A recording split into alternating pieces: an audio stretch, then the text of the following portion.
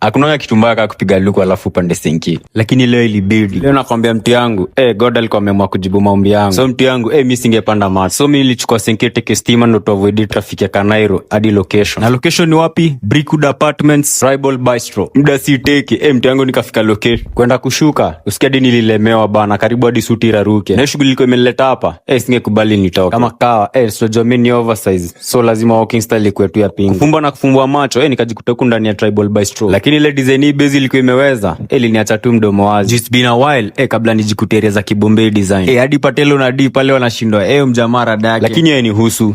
Wadau si mnakumbuka nikionyesha dream zangu za kwenda Mayolo ziko valley. Hapa leo Jojari aliamua kucheza kaya. Hapa sikuambiwa nitumie hadi fare. Anyway, mimi niliamua kuita waiter na kuagiza kila kitu kwa menu. Sinajua kama kawa mimi lazima niagize kila kitu. Nikamwonyesha pande ya bila sijali. Leo kuna mtu anakuja kutoa form. Nikiwa tu nimetulia hapo, na cheki Patelo na Dio ameletewa Kiroma. Mimi nashindwa rada. Kwani yangu haifi? Na kwambia ile design nilikuwa nimekula nari. Ungefikiria mimi ndo nalipa hiyo bill. Lakini dogo ya dogo, nikacheki mawaita wamekam. Naona kama na mbuzi mzima. Nikamwadi kushikanisha meza sasa ikuwe big. Juu kitu nimekuja kujua, fali wawili wakipigana, meza ndo huumia. So wadau, fali wa kwanza ilikuwa ngani mimi. Fali wa pili ni hiyo full goat man. Nikamwadi kuivulia jale. Tupigane ndo tujue nani ndio nani. Kayekelea kwa kiti, alafu sasa nikaivuta nyuma. Nakwambia design hizi vitu zilikuwa zina slap.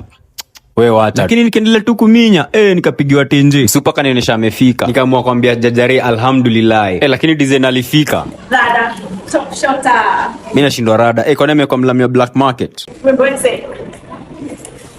Ama lipa mdogo mdogo. Sijui hapa ndo tuseme if wishes were horses, beggars would ride ama. Juu mimi nilikuwa nimeitisha mlami, lakini nimeletewa mamayo amebleed. Hadi Patelo na Dio wanashindwa, kwani leo nimeamua kuteka mlami mwitu. Juu design huo alikuwa na minya, ungedhani yeye hajai kula kuku. Hata kama ni love from the first sight, niliona hii hapana. But since nilikuwa natamani kwenda majuu, singemkataa pia. Lakini after tumedimbuka, yeye wama kujitoa na niachia bill. Top shotter.